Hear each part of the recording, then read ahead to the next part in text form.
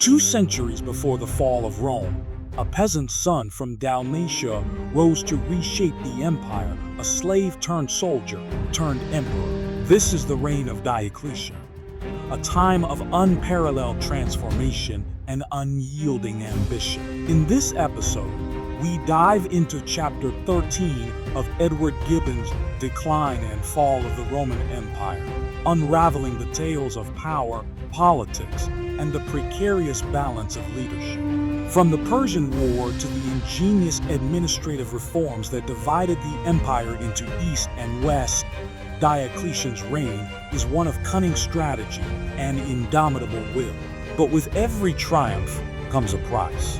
What were the cracks in Diocletian's empire that foreshadowed Rome's eventual fall? And how did his radical governance lay the foundation for a legacy that would be both celebrated and condemned?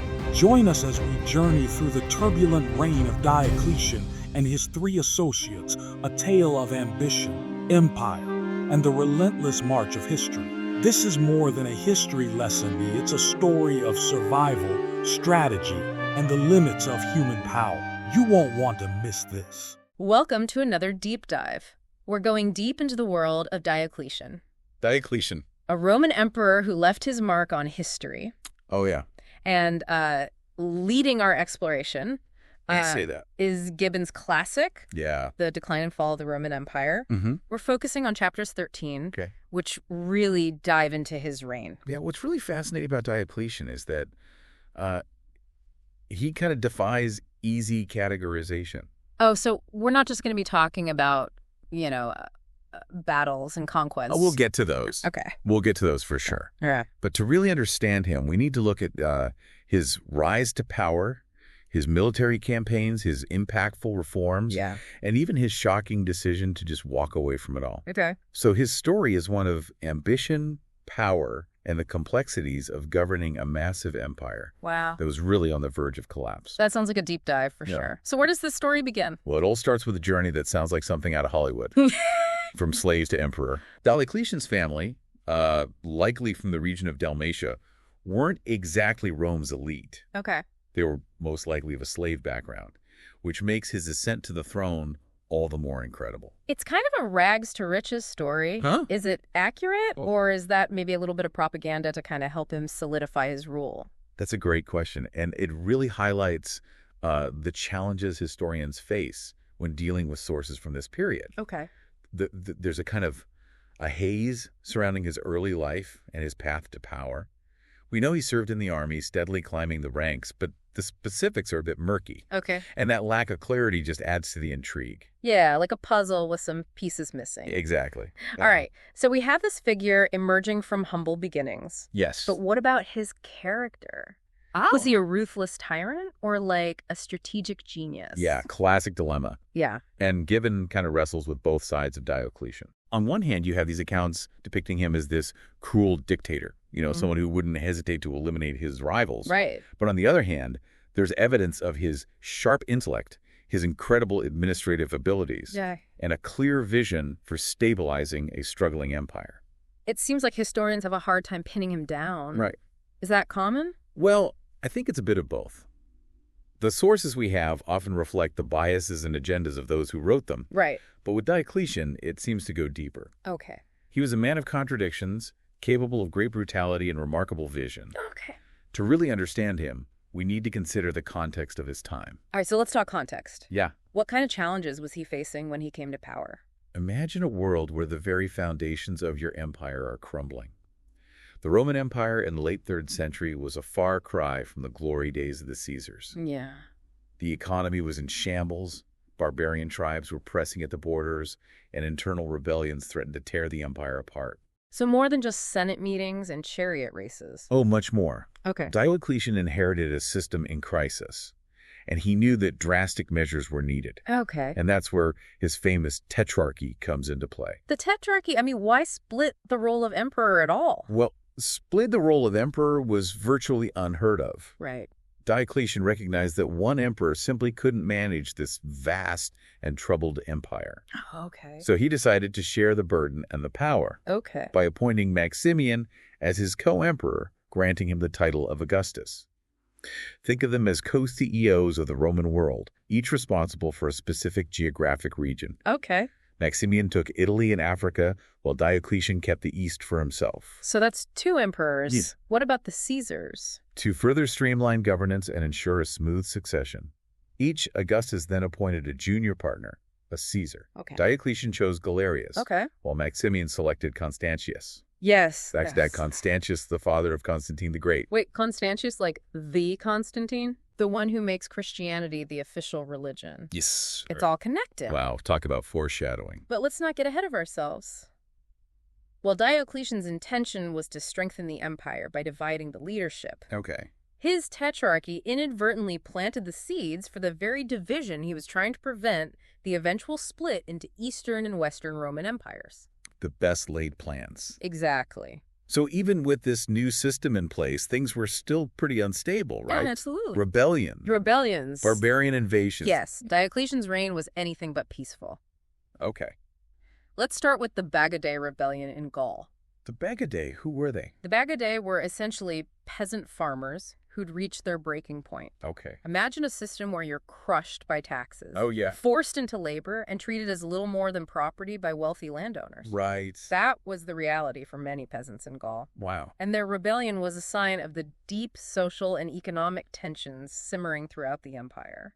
So it wasn't just about Gaul. No, this was a symptom of a much larger problem. Okay.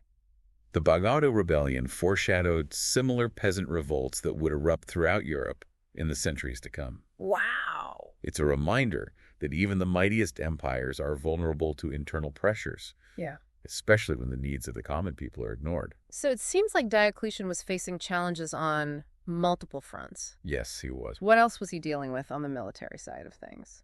Well, this is where we meet another intriguing character, Carausius. Okay. He was a Roman naval commander stationed in Britain who saw an opportunity and took it. Okay. He declared himself Emperor of Britain, breaking away from Roman control. Britain was important enough to have its own breakaway emperor even back then. Even then, Britain's strategic importance as a maritime power was recognized. Interesting. Carausius, despite being a rebel, understood the value of a strong navy. Yeah. And this theme echoes throughout history. Right. He even minted his own coins. A bold statement of his independence. So, Diocletian wasn't exactly dealing with small-time troublemakers here. No, he wasn't. How did he handle this situation with Carausius? Well, Did he just let Britain go? not a chance. Okay. But it took time and strategic maneuvering to bring Britain back into the fold. Right. Constantius the Caesar, assigned to this region, Okay. played a key role in eventually defeating Carausius' successor Electus and restoring Roman authority. So rebellious peasants and a rogue emperor in Britain. Yeah. It sounds like he had his hands full. Yeah. But what about those barbarians everyone was always worried about? Right. Who exactly were these barbarians? Well, the term barbarian was used by the Romans to describe anyone outside of Roman civilization, Okay. encompassing a vast array of peoples Right. with diverse origins, cultures, and motivations. Okay. For Diocletian, the barbarian question wasn't just a theoretical concern. It was a constant and pressing reality. Okay.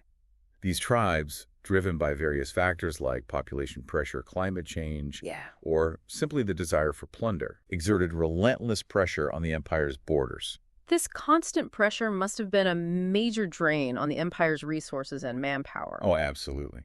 How did Diocletian deal with this threat? He adopted a multi-pronged approach, Oh. combining military strength with diplomacy and a healthy dose of cunning. Okay. First, he reinforced the empire's borders, building massive walls, fortified camps, and deploying more troops along key frontiers like the Rhine and Danube rivers. Makes sense. A strong defense is always a good idea, Right. especially when you're dealing with persistent threats. But what about the diplomacy and cunning you mentioned? Well, Diocletian was a master of realpolitik. He understood that playing barbarian tribes against each other, exploiting their internal rivalries, Yeah. could be just as effective as direct military confrontation. Okay. He would forge alliances with one tribe to counter the aggression of another, using their conflicts to Rome's advantage. Divide and conquer. Exactly. Classic strategy. A classic. But this is where it gets interesting. Diocletian didn't just try to keep the barbarians out. He also had this policy of settling them within the empire. Bringing potential enemies right into the heart of Roman territory seems counterintuitive. It was a calculated risk. Yeah. What does this tell us about the state of the Roman army? Well, Was this desperation, pragmatism, or something else? it was a calculated risk, certainly. Yeah. But you're right to question the motivation behind it. Yeah. The Roman army, while still a formidable force, was facing recruitment challenges. Okay. Settling defeated barbarians within the empire served a couple of purposes. Okay. It provided a new source of manpower, both for labor and for the military itself. Oh, okay. But it also served as a way to pacify and assimilate these groups, integrating them into Roman society. So boost the workforce, Andy the army, Uh-huh. 2 birds, 1 stone. Yeah, you could say that. But I have to imagine this policy also created some long-term challenges for the empire, right? You're hitting on a crucial point. Integrating large numbers of people with different cultures, languages, and loyalties is never a simple task. Right. And while Diocletian's intention might have been to strengthen the empire, this policy also contributed to its gradual transformation, Okay. blurring the lines between Roman and barbarian identities. Fascinating how a policy designed to address one set of problems can create new ones down the line. Yeah. But Diocletian wasn't just focused on military matters, was he? No, he wasn't. I read that he ordered the burning of all texts on alchemy. Right, this happened during his campaign in Egypt, Oh. and it's an event that continues to generate debate. Okay, so this control over knowledge is interesting. Yeah. He wasn't afraid of drastic measures. No. As we see in his Uh, actions against... Was it an act of tyranny, an attempt to suppress knowledge, or a pragmatic move to maintain order? But why target alchemy? Alchemy, with its promise of transforming base metals into gold, held a powerful allure. Oh, yeah. But imagine the social unrest that could erupt if people believed they could create wealth out of thin air. Oh, I see. So it wasn't just about suppressing some esoteric knowledge. It was about preventing potential economic and social chaos. Exactly. He was trying to maintain stability in a very unstable time. Exactly. So alchemy was a threat to that. Uh-huh. But this episode also speaks to the enduring fascination with alchemy, Right. even into the modern day. Absolutely. We're still drawn to the idea of transformation and the quest for hidden knowledge. Right. But speaking of transformation, Yes. let's shift our focus to a defining moment in Diocletian's reign, Okay. the Persian War. It certainly is. This wasn't just a border skirmish. This was a clash of empires Okay. with dramatic twists and turns Okay. that would shape the course of history. I'm ready when you are. Okay, so set the scene for us. What sparked this whole conflict with the Persians? Was this just like a sudden eruption of hostilities, or had things been kind of brewing for a while? Tensions between Rome and Persia had been simmering for centuries. Both empires were vying for control of key trade routes Oh, and territories in the east. Makes sense. In this case, the immediate trigger for war was a dispute over Armenia. Armenia, wasn't that more of a Roman ally than a Persian territory? Exactly. Armenia held a strategically important position, acting as a buffer between the two empires. The Persian king Narses Okay. saw an opportunity to expand his influence and weaken Rome's eastern frontier. So he deposed the Armenian king Tiridates, Okay. a staunch Roman ally, and replaced him with the puppet ruler. So this was about more than just territory. Yes. This was about power and prestige. Absolutely. How did Rome respond to this challenge? Well, Diocletian wasn't one to back down from a fight, especially when the balance of power in the east was at stake. Right. He dispatched Galerius, his trusted Caesar, Okay. to lead the Roman forces against Narses. Galerius, the one who had to run alongside Diocletian's chariot as punishment for that earlier defeat. I bet he was eager to prove himself this time around. Oh, you bet he was. Okay. But this campaign did not start well for the Romans. Galerius, perhaps overconfident, underestimated the Persians and suffered a pretty significant defeat at the Battle of Carrhae. Another Roman defeat at Carrhae. That name rings a bell. Yes, it's the same location where the Romans suffered a disastrous defeat against the Parthians centuries earlier. Oh, wow. The historical parallels must have been haunting for Galerius. Talk about adding insult to injury. Right. So how did Diocletian react to this setback? Well, Was there another chariot-running incident in Galerius's future? let's just say Diocletian wasn't known for his patience with failure. Okay. But this time, instead of public humiliation, Okay. he focused on a more strategic response. You're right.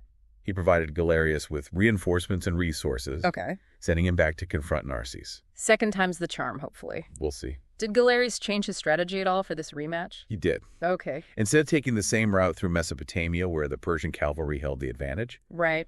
Galerius chose a more difficult Okay. but ultimately more rewarding path.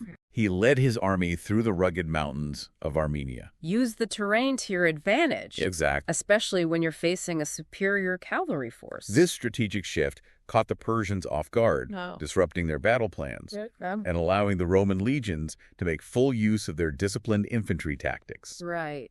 Galerius led a surprise attack on the Persian camp, Oh, catching Narses completely unprepared. So it was a comeback story for Galerius. It was. That's what I like to hear. Yeah. But what about Narses? Did he manage to escape? Narses fled the battlefield, Okay. but his family, including his wife and children, Oh, wow. were captured by the Romans. Oh, no. This was a devastating blow to Narses, both personally and politically. Right. It also provided Diocletian with significant leverage in the peace negotiations that followed. Capturing the enemy's family, that's a power play straight out of a history book. It is. But how were these Persian captives treated? I mean, were they subjected to the kind of brutal treatment that was common in ancient warfare? This is where Galerius, despite his reputation for ruthlessness, showed a surprising degree of restraint and even compassion. Really? He ordered that the Persian captives be treated with respect and dignity, ensuring their safety and well-being. That's pretty unexpected, especially considering how Diocletian treated Galerius after that first defeat. It seems that Galerius might have learned a valuable lesson from that experience. Yeah. His humane treatment of the Persian captives stands in stark contrast to the brutality often displayed by Roman commanders. Maybe he was channeling his inner Alexander the Great. Perhaps. Recognizing that true strength lies in both military might and magnanimity. Yes. But what about Narses? Was he willing to negotiate after such a humiliating defeat? Narses, humbled and desperate to regain his family, sent an envoy to Diocletian and Galerius to sue for peace. Okay. The negotiations were tense, I bet. but ultimately both sides were eager to end the conflict. What were the terms of this peace treaty? Was it just a temporary truce, or did it result in any significant changes? This treaty, signed in 298 CE, was a resounding victory for Rome. Okay. It included significant territorial gains, Oh, wow. giving Rome control of 5 provinces beyond the Tigris River, as well as a large portion of Mesopotamia. Wow, they really cleaned up. It was a major turning point in Roman-Persian relations. Yeah, that's a huge shift in the strategic landscape. The treaty also stipulated that Armenia would be restored as a Roman protectorate, Okay. with Tiridates back on the throne. So they got their guy back in. They did. Okay. This solidified Rome's eastern frontier and provided a much-needed buffer against future Persian aggression.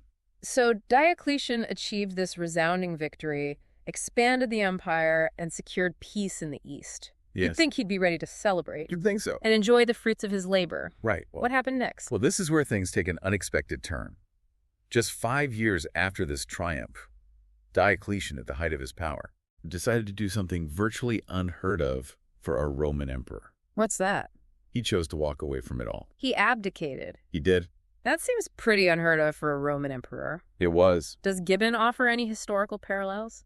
He does. Okay. Gibbon points to a few historical parallels, mentioning Cincinnatus, Okay. a Roman citizen soldier who famously declined offers of power and position, choosing to return to his farm after fulfilling his duty to the state. Okay. But even Cincinnatus's example pales in comparison to Diocletian's decision. Yeah. This wasn't a temporary retreat. It was a complete and deliberate withdrawal from the burdens of empire. So what were his reasons for this shocking abdication? Was it declining health, a desire for a simpler life? Right. Or something more? Historians have debated this for centuries. Okay. Some believe that Diocletian's health had been failing Right. since that illness he suffered earlier in his reign. Okay. Others point to the immense pressures of ruling such a vast and troubled empire, suggesting that he was simply exhausted by the constant wars, rebellions, and administrative burden. Burnout. We can all relate to that. I think we can. Even if our to-do lists don't involve managing legions and repelling barbarian hordes. Right.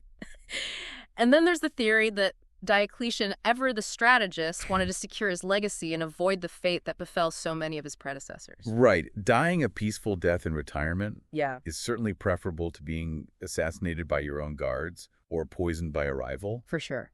But whatever his reasons, Diocletian's abdication sent shockwaves throughout the Roman world. I bet. It was a radical act, Yeah. one that challenged the very foundations of imperial power Right. and raised profound questions about the nature of leadership and the allure of ambition. It makes you wonder, did he truly find peace and contentment in retirement? Right. or did the ghosts of his past continue to haunt him? That's a question we'll explore as we delve into the next chapter of Diocletian's life, his retirement to his magnificent palace in Dalmatia. So Diocletian steps down, retires to his palace.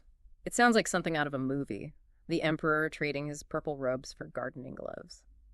But before we get into his post-retirement life, let's talk about the lasting impact of his rule. Okay. Didn't Gibbon say something about Diocletian's sweeping reforms? Yes, Diocletian wasn't simply a military mind. He was also a shrewd administrator who recognized the need for a systemic overhaul of the Roman Empire. His reforms touched upon virtually every aspect of Roman life: the military, provincial administration, taxation, and even the economy. So he was trying to rebuild the empire from the ground up? You could say that. What were some of the key changes he implemented? One of his most significant reforms was the restructuring of provincial administration.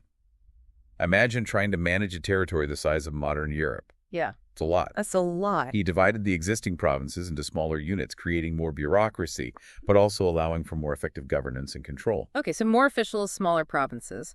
I'm guessing this wasn't exactly a cost-cutting measure. Well, a larger bureaucracy meant higher expenses. Right. And Diocletian's reforms, while aimed at improving efficiency, also led to an increase in taxes. Okay. Gibbon mentions that this wasn't met with universal Oh, approval. no, of course not.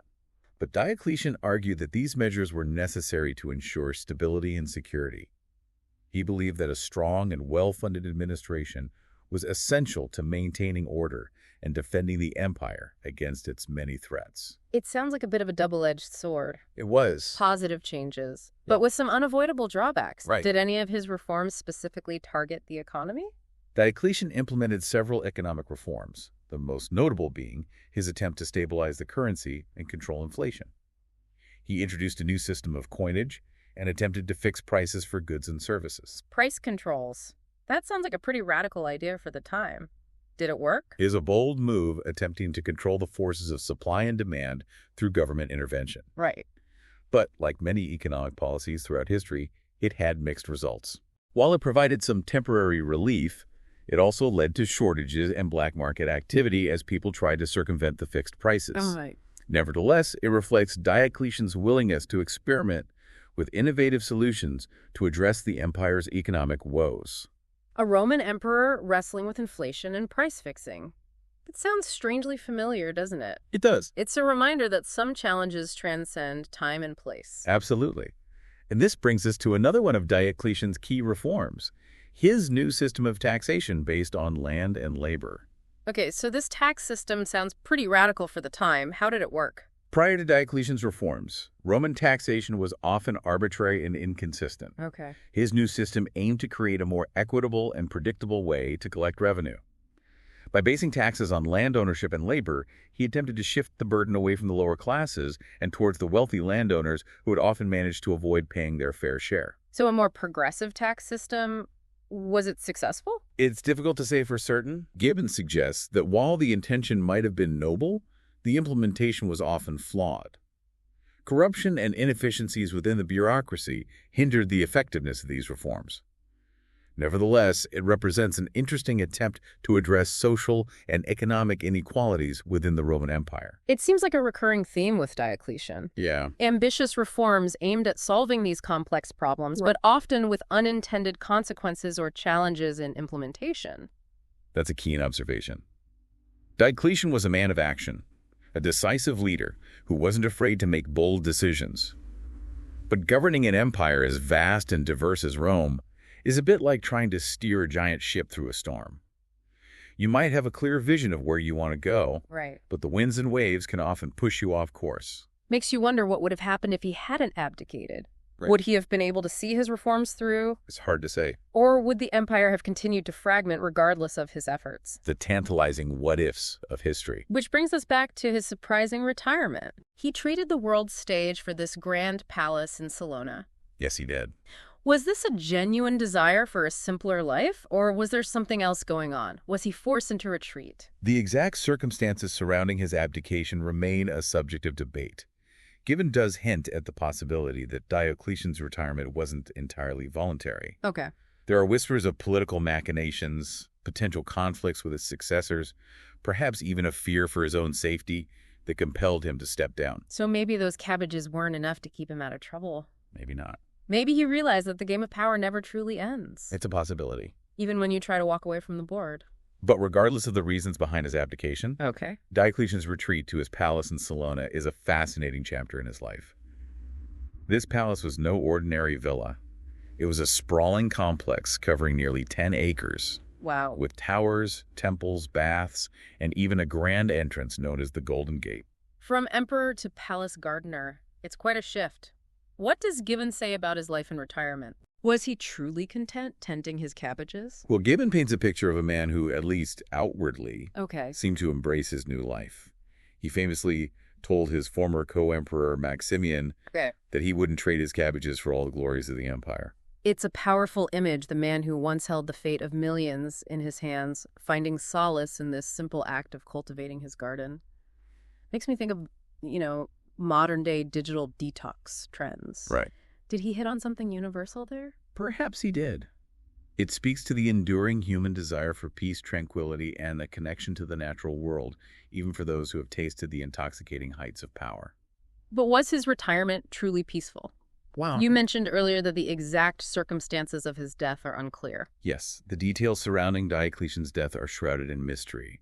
While some sources suggest he died peacefully in his palace, Okay. others hint at a more sinister end. Rumors persisted that he might have been pressured or even forced to take his own life due to the political turmoil that erupted following his abdication. So even in retirement, he couldn't escape the long shadow of Roman politics. It seems not. The Tetrarchy, while innovative, proved to be a fragile system. With Diocletian and Maximian gone, the empire descended into a period of power struggles and civil wars as their successors, including Constantine and Licinius, battled for supremacy. A reminder that power vacuums are rarely filled peacefully. Right. But regardless of the circumstances of his death, Diocletian's legacy is undeniable. He reshaped the Roman Empire, leaving behind a system that, while flawed, bought it precious time and laid the groundwork for the Byzantine Empire that would flourish in the East. His reign was a turning point in Roman history, a period of crisis and transformation that offers profound lessons about leadership, the challenges of governance, and the enduring human struggle to balance ambition, power, and the pursuit of a meaningful life. He was a man of contradictions, a reformer who increased bureaucracy, a military leader who chose to retire, a man who rose from slavery to become emperor and then walked away from it all. It's a story that's both fascinating and thought-provoking. It certainly makes you wonder, if you were in Diocletian's shoes, would you have made the same choices? Right. And what would you have done differently? Thanks for joining us on this deep dive into Diocletian's world. Until next time, keep those learner minds engaged.